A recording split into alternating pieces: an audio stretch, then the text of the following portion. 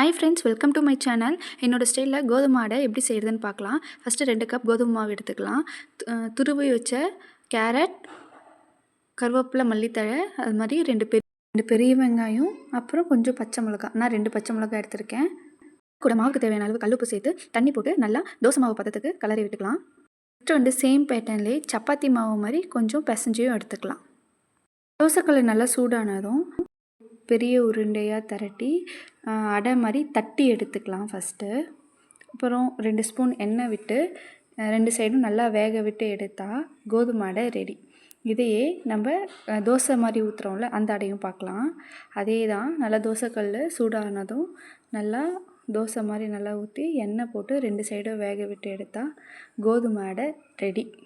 இவங்களுக்கு நம்ம ஃபஸ்ட்டு செஞ்சோம்ல அந்த மாதிரி பிடிக்கும். இப்போ பாப்பா இருக்கிறதுனால நான் இந்த மாதிரியும் செஞ்சுருக்கேன். செஞ்சு பார்த்துட்டு எப்படி இருக்குன்னு கமெண்ட்டில் சொல்லுங்கள்.